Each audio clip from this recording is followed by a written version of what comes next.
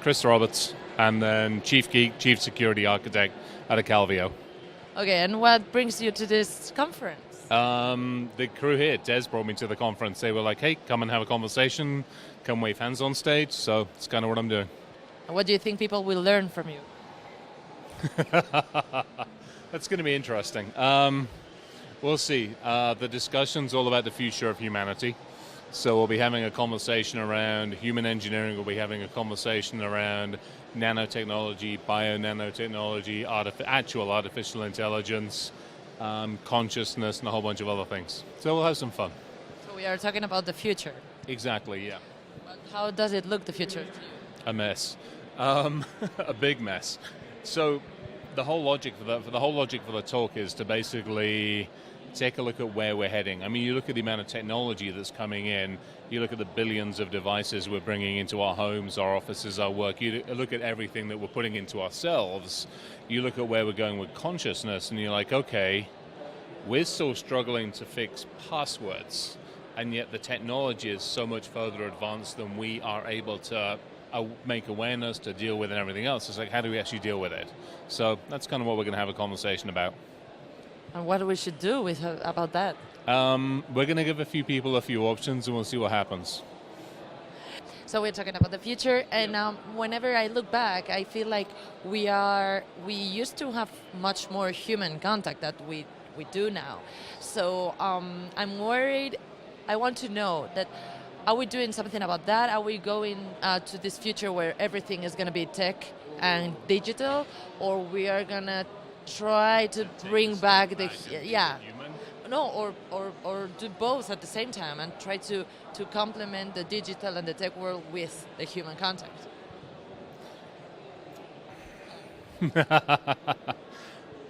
I don't think we're going to be able to do that. I really don't. I think there will be a subset of society that wants to do that. Now, depending upon which direction we go.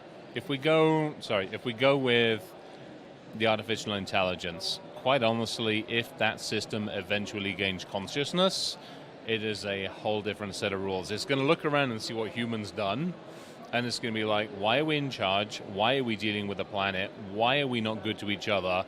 Why can we be not good to everything else that's on it? Get out of the driving seat and go sit in the back seat. So that's one. If you look at some of the stuff that we're working on, the projects I'm working on at the moment, is to basically take the human that we have and take the consciousness out of the human and digitize it.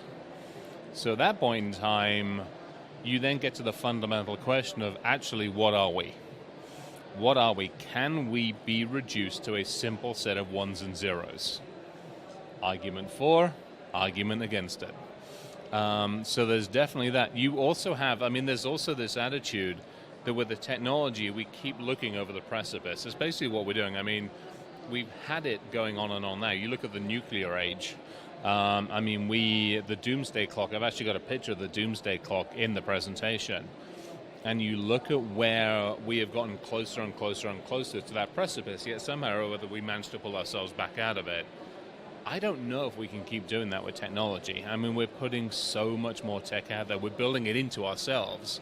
So at that point in time, you then have to start to look and go, what is human?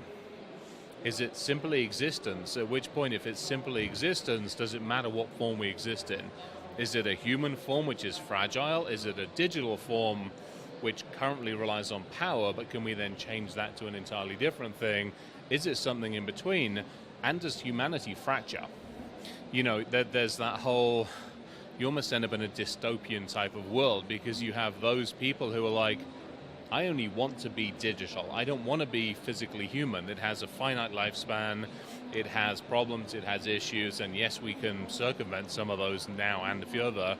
There are others. I'm one of those. It'd be fun. I'm happy to go retire onto a computer somewhere in New Zealand. I'd be more than happy to do that.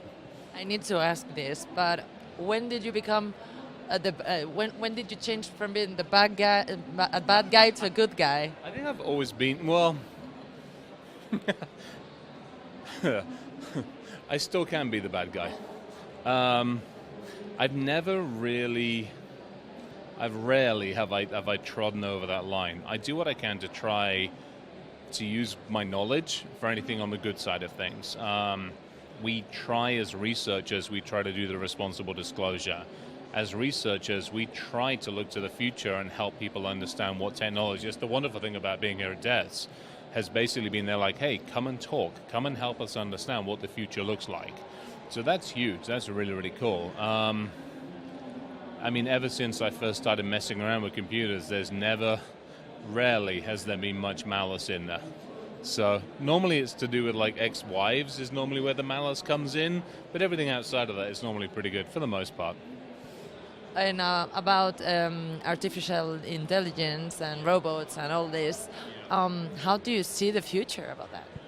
So everything that's here at the moment where they're talking about artificial intelligence, I would disagree. It is not artificial intelligence, not by a long stretch. We've got a long way to go before we do that. At best, I'd say it's a very, very direct set of machine learning. So the challenge, and this is one of the arguments we'll put forth tomorrow at the presentation, unless you literally hand over everything about you, your privacy, your life, your home, your experiences and everything else, unless you hand all of that over and you continue to actually allow the system to integrate with all of that, you will never have a true artificial system that can understand you, make independent decisions, make independent thoughts based off of all of the facts. So until we basically surrender privacy, I'd argue we won't have an artificial intelligence that can make actually fully formed independent decisions. We'll have good machine learning, and we'll have good algorithms that can make a set of decisions based off of maybe certain variables, certain parameters, certain controls, and certain everything else. But if you want a true Sentinel artificial intelligence system to learn from us, we have to hand everything that we have over to it and say, learn from everything that we are. So you have to convince everybody in here to hand over their privacy. What do you think about that? This week we're gonna have this new GDPR. Yeah. Absolute mess. What an absolute bullshit freaking set of controls. Oh no, I used to live in Europe. We have enough so in the US we've obviously got PCI and HIPAA and FERC and NUC and all the other SOX and everything else. Europe has the same, now they have GDPR. So with all of these controls in place, have we gotten better with security? No.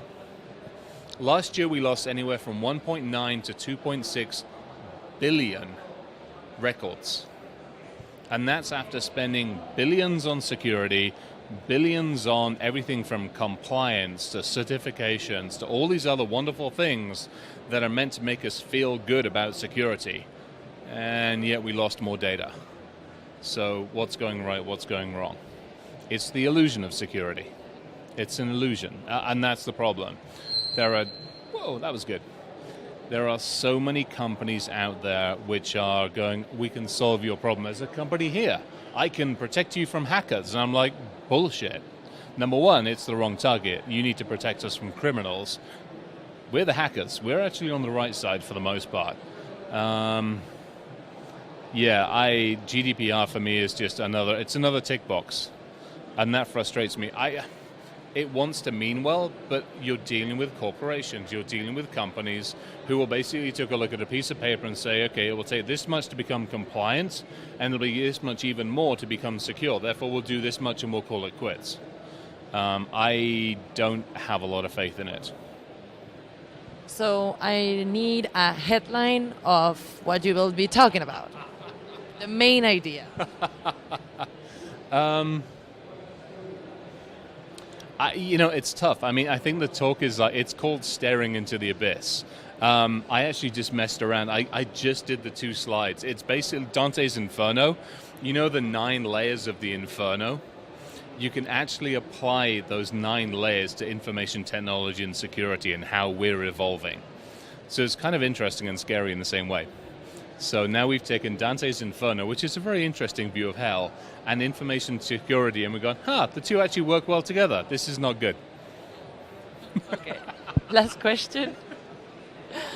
Why DES Madrid? Why? Oh, because it's awesome. I mean, it's totally cool. I think the big thing about it is security people are really good at talking to themselves. I mean, DEF CON is at year 26 this year. We're not good at reaching out. It's been awesome. The Des crew reached out and said, hey, would you mind coming to talk to us about security? And I'm like, brilliant. It's a different audience. You've got telecommunications, you've got futurists, you've got all sorts of interesting folks which are not necessarily thinking about security right off the bat. It's in there, but it's not really the front thing. So for us to be able to go out and talk to a different audience and actually come in and say, hey, we need to talk about security because it's important, because of the logic, because of where we're going in the future, we all need to be we need to be in lockstep. We need to be walking the same, we need to be going together. How do we all do this together? That's kind of the thing. Will you come back? I'd love to. As long as I don't annoy everybody tomorrow at the conference, I'd love to, absolutely.